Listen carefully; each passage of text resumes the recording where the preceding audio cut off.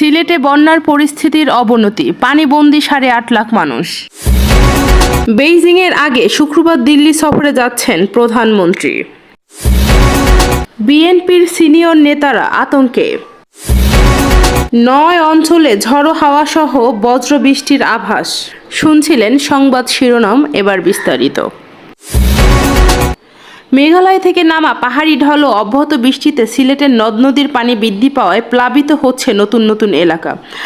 বুধবার দুপুর পর্যন্ত জেলায় 8.5 লাখ মানুষ পানিবন্দী হয়ে পড়েছে। সিলেটে আগামী 3 দিন ভারী বৃষ্টির পূর্বাভাস থাকায় বন্যার পরিস্থিতির আরও অবনতির আশঙ্কা করা হচ্ছে। জেলা প্রশাসনের তথ্য অনুযায়ী জেলার সবকটি উপজেলা ও সিটি কর্পোরেশনের বেশ কিছু এলাকা প্লাবিত হয়েছে। বন্যার্তদের জন্য 656টি আশ্রয় কেন্দ্র, এখন পর্যন্ত 20,000 মানুষ আশ্রয় নিয়েছে। পানি উন্নয়ন বোর্ডের বন্যার পূর্বাভাস ও সতর্ক করণীয় কেন্দ্রের তথ্য অনুযায়ী সুরমা, কুশিয়ারা, গোয়াইন, সারি নদীর পানি বৃদ্ধি অব্যাহত রয়েছে। বিকেল 3টা পর্যন্ত সুরমার কানাইঘাট পয়েন্ট পানি বিপদসীমার 94 সেন্টিমিটার উপর দিয়ে প্রবাহিত হচ্ছে। একই সময়ে সুরমার সিলেট পয়েন্টে 36 সেন্টিমিটার, কুশিয়ারার অমলশীত পয়েন্টে 56 সেন্টিমিটার, ফেঞ্চুগঞ্জ পয়েন্টে 99 সেন্টিমিটার ও শেরপুর পয়েন্টে বিপদসীমার 20 সেন্টিমিটার, গোহাইন নদীর গোহাইনঘাট পয়েন্টে 5 সেন্টিমিটার উপর দিয়ে পানি প্রবাহিত হচ্ছে। এছাড়া কুশিয়ারার শেওলা পয়েন্টে 60 সেন্টিমিটার নিচ দিয়ে প্রবাহিত হচ্ছে। এদিকে নদীর পানি বাড়ায় সিলেট শহরের নিম্নাঞ্চল প্লাবিত হয়েছে। অভিজাত এলাকা হিসাবে পরিচিত 22 নম্বর ওয়ার্ডে উপশহরে সবকটি ব্লক সড়ক ডুবে গেছে, বাসা বাড়িতেও পানি ঢুকে পড়েছে। এছাড়া নগরে 10, 14, 15, 25, 26, 27, 38, 39 নম্বর ওয়ার্ডে বিভিন্ন এলাকা পানিতে তলিয়ে গেছে। নগরের তালতলায় ফায়ার সার্ভিস ও সিভিল ডিফেন্স স্টেশন নিচতলা পানি ঢুকে পড়েছে। এ অবস্থায় সিটি কর্পোরেশনের সব কর্মচারীর ছুটি বাতিল করা হয়েছে। বড়ইকান্দিতে অবস্থিত বিদ্যুৎ উপকেন্দ্রে পানি ঢোকার উপক্রম হলে সিটি কর্পোরেশনের অনুরোধে সেনাবাহিনী মোতায়েন করা হয়েছে। নদীর তীরে বালুর বস্তা ফেলে বাঁধ সৃষ্টি করে উপকেন্দ্রটি সুরক্ষার ব্যবস্থা করা হয়েছে। সিলেট সিটি কর্পোরেশনের মেয়র আনোয়ারুজ্জামান চৌধুরী বলেছেন, সিলেট নগরের বন্যার্ত মানুষের সহযোগিতায় সিটি কর্পোরেশনের স্বেচ্ছাসেবক টিম কাজ করছে। সার্বক্ষণিক সহযোগিতার জন্য কন্ট্রোল রুম খোলা রাখা হয়েছে। আশ্রয় কেন্দ্রে প্রয়োজনীয় খাবারের ব্যবস্থা করা হয়েছে। সিলেটের আবহাওয়া অফিসের সহকারী আবহাওয়াবিদ শাহ মোহাম্মদ সজীব হোসেন জানান, মঙ্গলবার সকাল 6টা থেকে বুধবার সকাল 6টা পর্যন্ত 24 ঘন্টায় সিলেটে 100 মিলিমিটার বৃষ্টি হয়েছে। আজ সকাল 6টা থেকে বিকেল 3টা পর্যন্ত 107.2 মিলিমিটার বৃষ্টি রেকর্ড করা হয়েছে। তিনি আরও জানান, বন্যার পরিস্থিতি অবনতি হওয়ায় পানিবন্দী লোকদের উদ্ধারে জেলা প্রশাসনের পক্ষ থেকে প্রয়োজনীয় তৎপরতা অব্যাহত রয়েছে। পরিস্থিতি পর্যবেক্ষণের জন্য জেলা প্রশাসনের কার্যালয় এবং উপজেলা নির্বাহী কর্মকর্তার কার্যালয়গুলোতে নিয়ন্ত্রণ কক্ষ স্থাপন করা হয়েছে। প্রতিটি উপজেলায় ডেডিকেটেড অফিসার নিয়োগ এবং ইউনিয়নগুলোতে ট্রাক অফিসার নিয়োগ করা হয়েছে। এছাড়া বন্যার্তদের স্বাস্থ্যসেবা প্রদানের জন্য ইউনিয়ন ভিত্তিক মেডিকেল টিম গঠন করা হয়েছে। ভারতের প্রধানমন্ত্রী নরেন্দ্র মোদীর আমন্ত্রণে আগামী 21 জুন শুক্রবার দিল্লি যাচ্ছেন প্রধানমন্ত্রী শেখ হাসিনা। এরপর আগামী 8 জুলাই তারা বেইজিং সফরের কথা রয়েছে। বুধবার 19 জুন গণমাধ্যমে প্রধানমন্ত্রীর প্রেস উইংয়ের পাঠানো এক বিজ্ঞপ্তিতে তথ্য জানানো হয়েছে। বিজ্ঞপ্তিতে বলা হয়েছে, 22 জুন সকালে প্রধানমন্ত্রী শেখ হাসিনাকে নয়াদিল্লির ফোরকোর্ট রাষ্ট্রপতি ভবনে আনুষ্ঠানিক সংবর্ধনা দেওয়া হবে। প্রধানমন্ত্রী সশস্ত্র সালাম গ্রহণ ও গার্ড অফ অনার পরিদর্শন করবেন। এ সময় দুই দেশের জাতীয় সঙ্গীত বাজানো হবে। এই সংবর্ধনা পরে ভারতের রাষ্ট্রপতির সাথে প্রধানমন্ত্রীর আনুষ্ঠানিক ছবি তোলা হবে। এরপর প্রধানমন্ত্রী শেখ হাসিনা রাজঘাটে অবস্থিত মহাত্মা গান্ধীর সমাধিসৌধে পুষ্পস্তবক অর্পণ ও পরিদর্শন বইয়ে স্বাক্ষর করবেন। বিজ্ঞপ্তিতে আরও বলা হয়, একই দিনে ভারতের প্রধানমন্ত্রী নরেন্দ্র মোদীর সাথে আনুষ্ঠানিক বৈঠক উপলক্ষে হায়দ্রাবাদ হাউস গমন করবেন প্রধানমন্ত্রী শেখ হাসিনা। হায়দ্রাবাদ হাউসে ভারতের প্রধানমন্ত্রীর সাথে একান্ত বৈঠক হবে।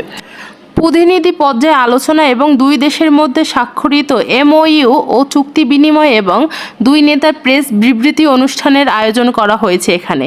এছাড়া বাংলাদেশের প্রধানমন্ত্রীর সম্মানে রাষ্ট্রীয় মধ্যাহ্নভোজ আয়োজনের কথা রয়েছে। প্রধানমন্ত্রী শেখ হাসিনা পরিদর্শন বইয়ে স্বাক্ষর করবেন।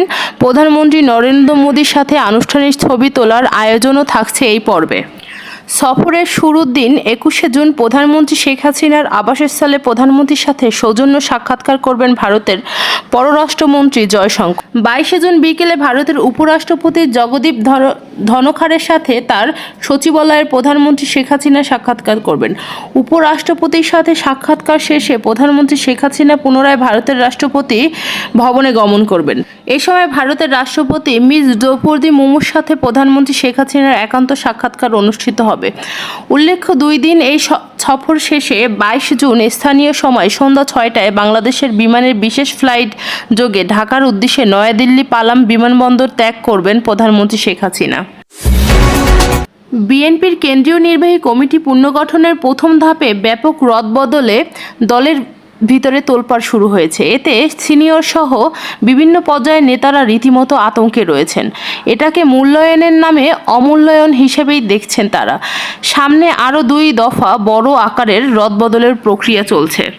আরও অনেক বড় বড় নেতার পদও সহসাই পরিবর্তন হতে পারে। এতে কে কোথায় গিয়ে ছিটকে পড়েন তা কেউ বলতে পারছেন না। দলের হাই কমান্ডার তারেক রহমান ছাড়া কেউ জানেন না কি হচ্ছে বা অদূর ভবিষ্যৎ কি হবে। তবে একেবারেই পুনর্গঠন প্রক্রিয়ার মাধ্যমে দলের ভিতরে টপ টু বটম পরিবর্তনের একটা পরিষ্কার বার্তা দিয়েছেন তিনি। আর তিনি হচ্ছেন সেটির একমাত্র রূপকার। সংশ্লিষ্ট নির্ভরযোগ্য সূত্রে এসব তথ্য জানা গেছে।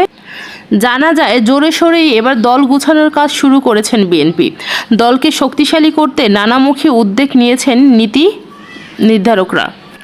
বিগত আন্দোলনের ব্যর্থতায় একের পর এক কমিটি বিলুপ্তর ঘোষণা করা হয়েছে, আবার ধারাবাহিকভাবে পুনর্গঠনও করা হচ্ছে। তারই অংশ হিসেবে গত শনিবার 15 জুন কেন্দ্রীয় বিএনপিতে বৃহৎ রদবদল আন্তর্জাতিক সম্পর্ক বিষয়ক 2টি কমিটি পুনর্গঠন ও ছাত্রদলের কমিটির আকার বাড়ানো হয়েছে। বর্তমান অবস্থায় বিএনপির সর্বোচ্চ নীতি নির্ধারণীয় ফোরাম জাতীয় স্থায়ী কমিটিতেও একাধিক সদস্য যুক্ত হতে পারেন। সেখানে দলের vice chairman major Hafizuddin Ahmed, বীর বিক্রম সাহেব, স্বরাষ্ট্রমন্ত্রী আলতাফ হোসেন চৌধুরী, আব্দুল আল নোমান, আব্দুল আউয়াল মিন্টু, রুহুল কবির রিজভী আহমেদ ও শামসুজ্জামান দুদুর নাম শোনা যাচ্ছে। তবে মেজর হাফিজকে সিনিয়র ভাইস চেয়ারম্যানও করা হতে পারে। আবার সমমননা দল থেকেও 2-1 জনকে স্থায়ী কমিটিতে আনা হতে পারে বলে শোনা যাচ্ছে।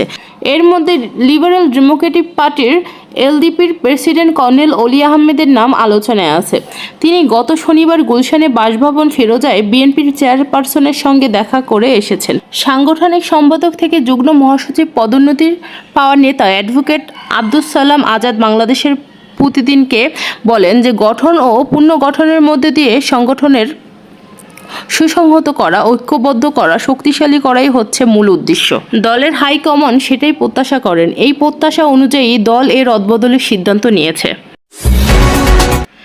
দেশের 9 অঞ্চলে দুপুরের মধ্যে সর্বোচ্চ 60 মিলি বেগে অস্থায়ীভাবে দমকা ও ঝড়ো হাওয়া সহ বৃষ্টি অথবা বজ্রসহ বৃষ্টির পূর্বাভাস দিয়েছে আবহাওয়া অধিদপ্তর। বৃহস্পতিবার 20 জুন দুপুর 1টা পর্যন্ত দেশের অভ্যন্তরীণ নদী বন্দরগুলোর জন্য দেয়া আবহাওয়ায় পূর্বাভাসে এ তথ্য জানানো হয়েছে।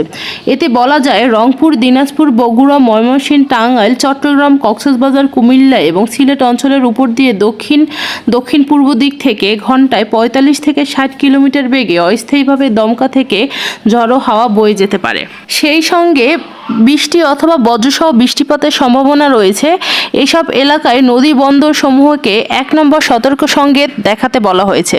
এদিকে বুধবার রাতে দেওয়া আবহাওয়ায় সর্বশেষ বিজ্ঞপ্তিতে বলা হয়েছে, রংপুর, রাজশাহী, ঢাকা, ময়মনসিংহ, খুলনা ও বরিশাল, চট্টগ্রাম ও সিলেট বিভাগের অধিকাংশ জায়গায় অস্থায়ীভাবে দমকা হাওয়া সহ হালকা থেকে মাঝারি ধরনের বৃষ্টি বা বজ্রপাতে বৃষ্টি হতে পারে।